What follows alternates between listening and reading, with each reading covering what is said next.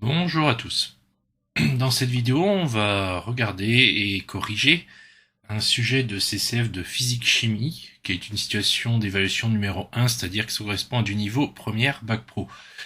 C'est en effet un CCF qui est donné en fin de première, et il porte sur le chapitre de la combustion.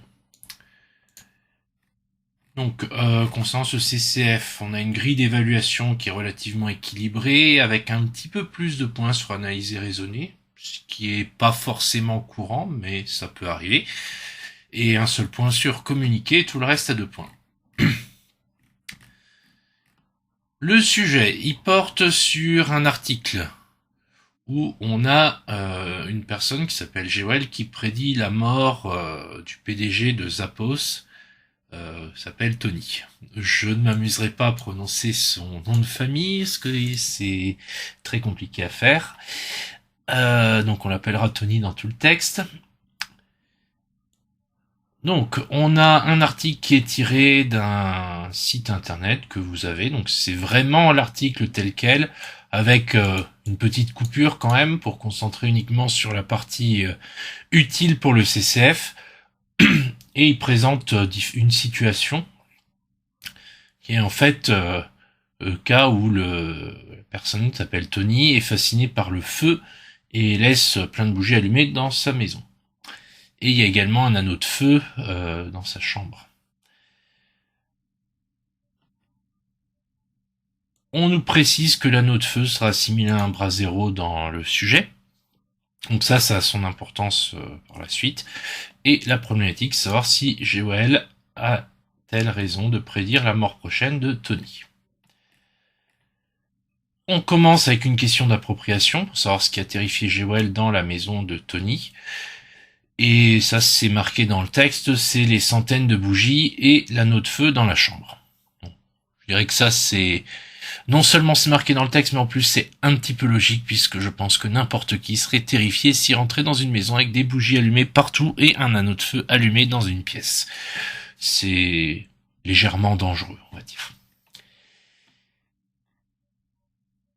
En question 2, analyser, raisonner, proposer un protocole d'expérience permettant de simuler les centaines de bougies allumées dans la maison et de comparer le comportement de ces bougies dans les cas suivants. Donc maison aérée, maison mal aérée et maison non aérée.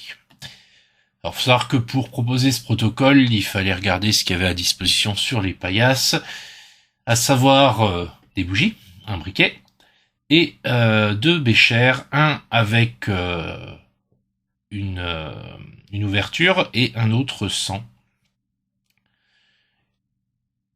Donc pour comparer les 3 situations, on allume 3 bougies. Il y en a une qui restait à l'air libre pour la maison aérée, une autre mis sous le bécher avec l'ouverture sur le côté qui simule la maison mal aérée, et le dernier dans un bécher classique, donc totalement hermétique, qui simulera la maison non aérée. Il y avait beaucoup de place, on pouvait détailler, faire un schéma, bon, c'est pas forcément utile vu la simplicité de l'expérience. L'appel obligatoire numéro 1 arrivait juste après, puisqu'il fallait faire vérifier ce protocole, puis réaliser l'expérience décrite directement en présence de l'enseignant. Il n'y avait pas beaucoup d'autres solutions pour les expériences, et voilà, et normalement, il ne devait pas y avoir de problème, mais au cas où vous n'auriez pas trouvé le bon protocole, l'appel obligatoire numéro 1 permettait de vous débloquer et de faire la partie réalisée qui concernait uniquement le TP. Donc c'est pas une question, c'est juste la manip de TP qui est évaluée dans le cadre de l'appel 1. Ensuite, en 3e question, analyser, raisonner. Cette expérience présente-t-elle des risques pour les personnes, les biens ou l'environnement? Justifiez votre réponse. Donc oui, elle présente un risque de brûlure pour les personnes, puisque forcément c'est une expérience avec du feu, puisqu'on allume des bougies, donc il faut pas mettre la main sur la bougie. Tout le monde sait ça, mais dans ce genre de questions, il faut quand même le préciser. Bon, il n'y a pas d'autres risques en l'occurrence, puisque il est impossible de mettre le feu à une salle de physique, puisque tout est construit avec des carrelages qui ne prennent pas feu, les tables sont ignifugées. Voilà, il n'y a pas de... Enfin, dans le cadre des paillasses manipulant normalement, il n'y a pas d'autres risques. Après, c'est sûr que si on fait n'importe quoi, on pourrait rajouter le risque d'incendie. Mais bon, faut quand même y aller. ça se comprend tout à fait qu'on n'en parle pas, puisque le seul risque réel, et je précise bien, dans le cadre normal de la manipulation, c'est vraiment le risque de brûlure. En question 4, une question à compétence validée. On nous demande quel risque pour la santé avez-vous mis en évidence avec cette expérience, justifiez votre réponse. Donc c'est le risque d'asphyxie par manque d'air pour la maison non aérée ou à cause des fumées dans la maison mal aérée. Puisque en faisant l'expérience, dans la simulation de la maison aérée, la bougie elle brûle et il n'y a pas de problème. Dans le cas de la maison mal aérée, la bougie va brûler, va finir par s'éteindre, mais va faire beaucoup de fumée. Et dans le cas de la maison non aérée, elle va très vite s'éteindre, tout simplement parce qu'elle aura consommé tout l'oxygène de la pièce, qui est simulée par le Bécher. Donc autrement dit, dans une pièce de maison avec beaucoup plus de bougies, on arrive au même effet, et quand il n'y a plus d'air, les gens ils peuvent plus respirer, donc asphyxie. Et pour les fumées, c'est intoxication. Donc on a 2 risques mis en évidence. On arrive sur la suite du CCF, où on nous rajoute un document de plus sur le monoxyde de carbone en région Grand Est. Alors, il y a plein d'informations. Qu'est-ce que le monoxyde de carbone? D'où vient le monoxyde de carbone? Quels sont les signes d'une intoxication par le CO, qui est le monoxyde de carbone? Que faire si on soupçonne une intoxication? Avec plein d'informations. La question 5, quel appareil susceptible d'émettre du dioxyde de carbone Tony possède-t-il chez lui?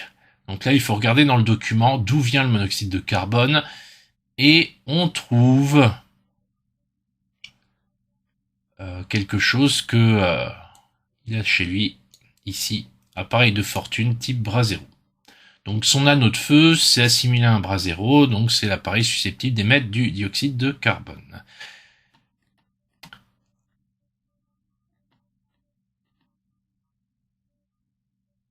La question 6. Listez ce qui rend le monoxyde de carbone si dangereux.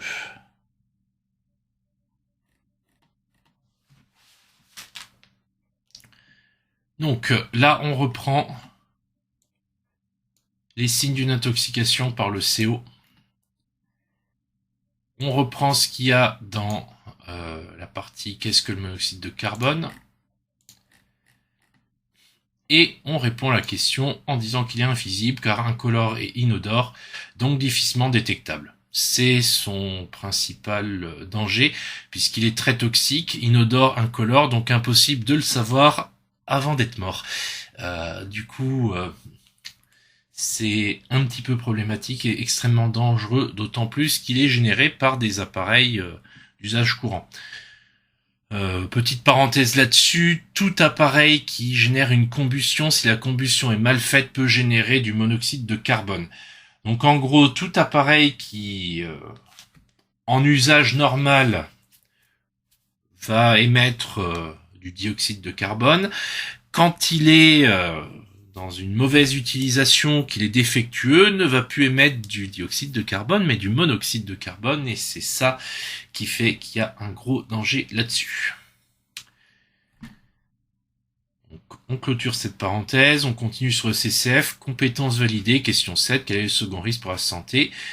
Le second risque, c'est un risque d'intoxication au monoxyde de carbone. Donc, on avait trouvé les premiers risques pour la santé au début. Là, on a le second, intoxication. Et en question 8, dernier risque évident, c'est le risque de brûlure à cause de tout le feu qu'il y a dans sa maison. En particulier s'il y a un incendie qui se déclare. On arrive sur la fin de CCF, donc on a l'appel numéro 2, présentez oralement votre travail et vos conclusions à l'enseignant. Donc là, comme souvent dans un CCF, c'est le moment où on va vérifier via des questions orales que vous avez bien compris le raisonnement, que vous êtes à peu près au clair sur ce qui était demandé et que vous avez compris de quoi on parlait. Une fois que l'appel numéro 2 a été fait, ou même avant si vous devez attendre, vous avez la dernière question, qui est une question de communiqué, où vous devez rédiger une lettre pour GOL. Et cette lettre, elle a l'intention de son ami Tony.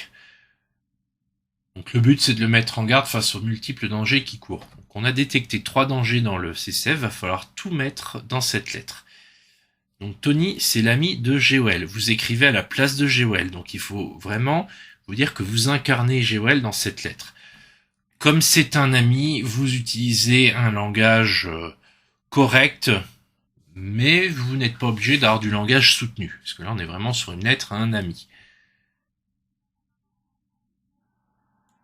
Donc, ce que je vous propose là, je vais pas tout vous lire, hein, c'est un exemple de lettre. Ce qui est important surtout, c'est de bien mettre les 3 risques. Donc, risque évident d'incendie, le risque d'intoxication au monoxyde de carbone et le risque d'asphyxie. Vous pouvez, même vous devez conclure par des recommandations. Parce que le but, c'est de le mettre en garde face aux multiples dangers qui courent, donc aussi de lui expliquer comment éviter ces dangers.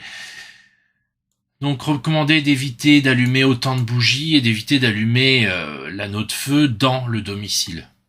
Tant qu'il l'allume dehors, ça sera moins dangereux. À la fin, vu que c'est pour un ami, vous pouvez conclure par prends soin de toi, à bientôt et signer. Vous signez Jewel, vous signez pas avec votre nom puisque vous êtes à la place de Jewel dans cette situation.